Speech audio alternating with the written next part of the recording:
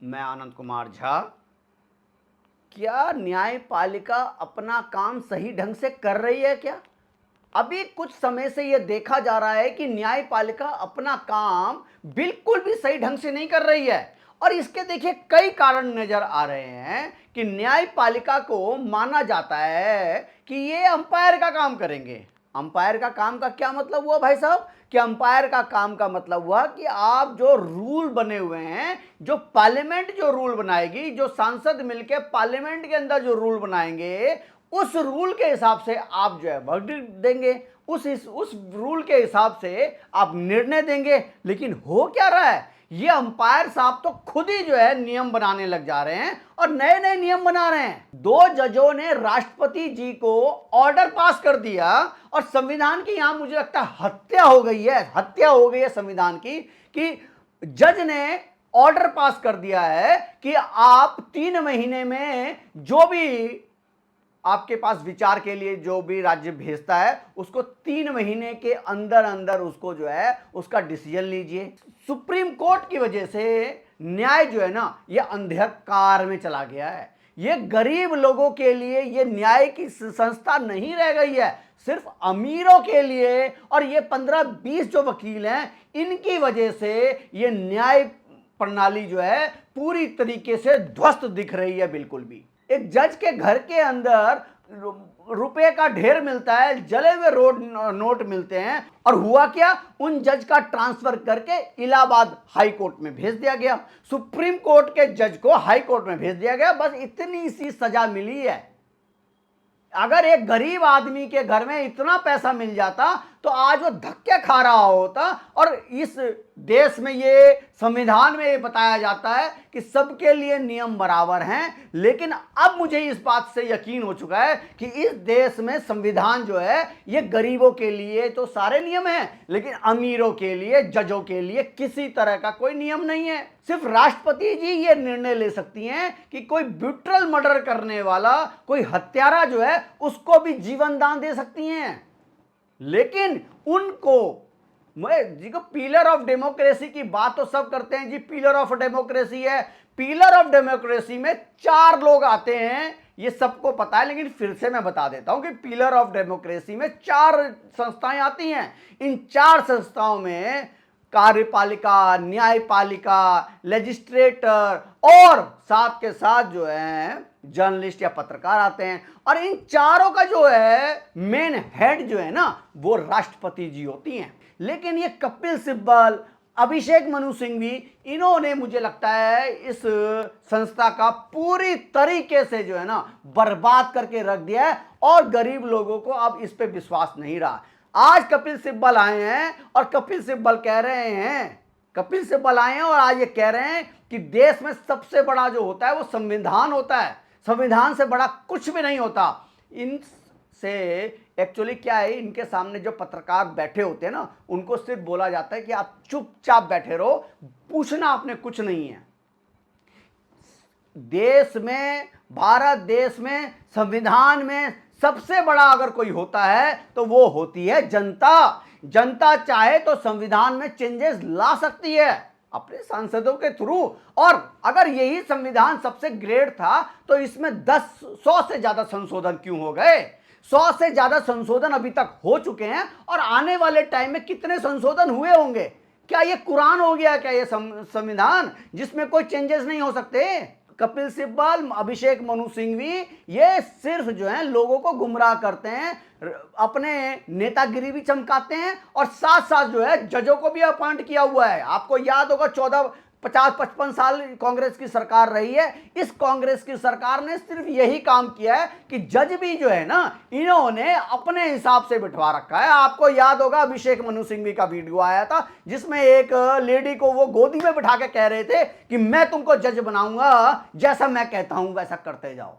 ये स्थिति नहीं हो जाए कि अब सेना का अध्यक्ष कौन होगा, थल सेना का कौन होगा, वायुसेना का कौन होगा, इसको भी ऐसा ना हो कि सुप्रीम कोर्ट इसको जो ऑर्डर देने लग जाए। और मैं तो साफ बात कहना चाहता हूं जगदीप धनखड़ जी को, उपराष्ट्रपति जी को, जो कोई नहीं कर पाया वो उपराष्ट्रपति जी ने बिल्कुल सही बोला कि इन जजों ने देश के संविधान के ऊपर बिल्कुल एक तरह से इनको हत्या कर दी है। अब वही कपिल सिब्बल अगर आतंकवादियों को लेके सुप्रीम कोर्ट पहुंच जाए तो जज साहब 3 बजे रात को भी सुनने को तैयार हैं। लेकिन वही हिंदू अपनी मंदिर को जो छिन गया है वो उसको अगर अपना पाना चाहता है, उसको लेना चाहता है, तो यही सुप्रीम कोर्ट उसको जो है लात मार के भगाता है। ये देश का दुर्भाग्य ही है और क्या है ये। लेकिन अपनी बारे में जब क्रिटिसाइज होता है तो ये ऑर्डर निकाल देते हैं कि भाई कंटेम्प्ट ऑफ कोर्ट हो गया, कंटेम्प्ट ऑफ कोर्ट हो गया। मेरे को तो ये समझ में नहीं आता, जब बोलने की आजादी है इस देश में तो क्यों ना उस निर्णय के ऊपर बात करा जाए और क्यों ना उन जजों के ऊपर बात करा जाए जिन जजों की वजह से अगर खराब निर्णय आते हैं। तो अजीब विडंबना है इस देश की कि अगर सुप्रीम कोर्ट तो खुद लोगों को ऑर्डर देता है, एवं राष्ट्रपति जी को ऑर्डर दे रहे हैं कि आप जो है 3 महीने में इस बात का निर्णय लीजिए। जो राज्य आपको किसी भी तरीके का कोई भी रिक्वेस्ट भेजता है उसको 3 महीने में आप निर्णय लीजिए, और जब अपनी बारी आती है सुप्रीम कोर्ट की तो चैन से सो जाता है। 4 महीने तो ये सुप्रीम कोर्ट यार छुट्टी लेता है भाई, 4 महीने।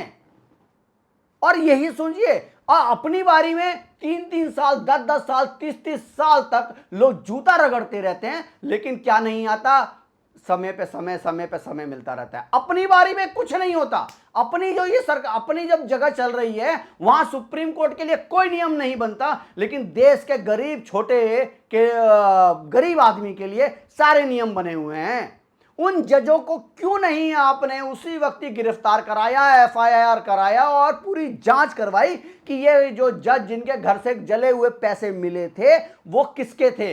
हो सकता है, मैं ये नहीं कह सकता कि वो जज जो है वो बेईमान है, हो सकता है कि उन जज के साथ कोई साजिश हुई हो, तो लेकिन ये जनता का तो जानने का हक है कि उन जजों के साथ क्या हुआ। सब कुछ निर्णय अगर सुप्रीम कोर्ट से ही होना चाहेगा तो बंद कर देते हैं ना सब जगह के ताले वाले, सब जगह के ताले हम बंद कर देते हैं, सिर्फ सुप्रीम कोर्ट ही डिसाइड करेगा। घर के भैया पराली जलानी चाहिए नहीं जलानी चाहिए, सुप्रीम कोर्ट डिसाइड कर रहा है। गाड़ी के अंदर डीजल से चलेगा पेट्रोल से चलेगा, ये सुप्रीम कोर्ट डिसाइड कर रहा है। तो नियम क्यों बना रहे हैं ये पार्लियामेंट में बैठे हुए और लोगों के साथ धोखा क्यों कर रहे हैं। ये सुप्रीम कोर्ट के जज जो हैं, ये सुप्रीम कोर्ट के जज ये बड़े बड़े वकीलों के साथ मुझे लगता है पूरी तरह से इनकी सेटिंग है। और ये इसी तरीके से वक्फ बोर्ड में भी कुछ नहीं होने वाला। जब हिंदू अपनी बातें लेके जाता है कि इस तरह से हमारी मंदिरें कि हत्या ली गई हैं वक्फ जमीन के में, उसको सुनने के लिए सुप्रीम कोर्ट के पास ना समय है और ना टाइम देते हैं। लेकिन वही अगर मुसलमान सुप्रीम कोर्ट पहुंच जाता है तो उसकी बातें सुनने के लिए सारे जज तैयार बैठे हैं। मैं को लगता है कि high court, lower court, supreme court के जजों को इस चीज़ में नहीं फंसना चाहिए और जो नियम हैं उस नियम के हिसाब से अपने निर्णय लेने चाहिए। बहुत ही अच्छी बात करी थी सॉलिसिटर जनरल ने, जब ये वक्फ बोर्ड के ऊपर चर्चा चल रही थी तो सुप्रीम कोर्ट के जज ने पूछ दिया सॉलिसिटर जनरल से कि आपने यहाँ पे 2 हिंदू क्यों रखे हैं, क्या जरूरत थी 2 हिंदू रखने की। तो उस हिसाब से तो सॉलिसिटर जनरल ने, तुषार मेहता ने बिल्कुल सही क्वेश्चन पूछा था, लेकिन वो आग लग गई थी उनको, तन बदन में आग लगी थी। कड़वी बात जो होती है, सच्ची बात जो होती है, वो किसी भी आदमी के तन बदन में आग लगा देता है। बिल्कुल सही सुप्रीम कोर्ट के जज से पूछा गया था कि आप जो वक्फ बोर्ड का जो आप जो डिसीजन ले रहे हो और जो सुनवाई कर रहे हैं, इसमें आप तो खुद हिंदू हो, तो आप ये वक्फ बोर्ड के लिए आप क्यों बैठे हो। लेकिन तन बदन में आग लग गई थी कि आप हाउ डेयर यू, और ये कैसे हिम्मत हुई तुम्हारी हमसे पूछने के लिए, तुम्हारी हिम्मत कैसी हुई। हम तो जज हैं, हम खुद बता रहे हैं कि हम जज हैं, हम सही निर्णय लेंगे। लेकिन उस वक्फ बोर्ड में अगर हिंदू होगा वो तो गलत डिसीजन लेगा, ये अभी से मान के चल गए हैं आप। भाई अगर गलत डिसीजन लेगा तो वही उसके बाद तो जज साहब बैठे हो आप, इसीलिए तो बैठे हैं कि अगर कोई गलत डिसीजन लेता है तो वो आपके पास आएगा, आपके पास फरियाद रखेगा और आप उस हिसाब से फैसला करेंगे। लेकिन अभी से ही मान के चल रहे हैं कि ये गलत डिसीजन लेगा, तो अपने बारे में भी तो कुछ सोचो कि लोगों की जनता जो है आक्रोशित है और देश की जनता इस बार मान रही है कि सुप्रीम कोर्ट जो है बिल्कुल बिचौलियों का काम कर रही है और सुप्रीम कोर्ट अपने हिसाब से कोई निर्णय नहीं ले रहा। संविधान की तार तार हो रहा है सुप्रीम कोर्ट की वजह से। सिर्फ ये मुझे बोलते हुए बहुत ही अफसोस हो रहा है कि जिस तरीके से मैंने टीवी पे जब पहली बार ये ये स्टेटमेंट सुनी कि हाँ, सुप्रीम कोर्ट के जज ने राष्ट्रपति को ऑर्डर दे दिया संविधान की क्या उसी दिन तार तार हो गया था संविधान, और संविधान को पूरी तरीके से नष्ट कर दिया सुप्रीम कोर्ट में। लेकिन मैं फिर से ये बोलूँगा, अभी भी कुछ नहीं बिगड़ा। सुप्रीम कोर्ट के जजों को आंख खोलनी चाहिए, और अगर कोई गलत काम हो रहा है, चाहे वो अगर आपको ही किसी ने जज बनाया है, तो आपको उसके हिसाब से नहीं चलना, संविधान के हिसाब से चलना है। अगर आपको किसी ने जज बनाया है तो ये ना हो कि आप उसके हिसाब से चल रहे हैं। ऐसा लोगों को नहीं लगना चाहिए कि सुप्रीम कोर्ट का जज जो है ये किसी वकीलों के इशारों पे चल रहे हैं। अभिषेक मनु सिंघवी जैसे ही सुप्रीम कोर्ट पहुंचते हैं तो जज साहब अपना काम छोड़ के पूछते हैं उनसे, क्या बताइए आपका क्या सेवा करें हम। हमने देखा ना कि सुप्रीम कोर्ट के जज काम कर रहे थे, अभिषेक मनु सिंघवी पहुंच गए कि हमारे नेता को गिरफ्तार कर लिया गया है, और 2 घंटे में जो है उसको जमानत दे दी गई।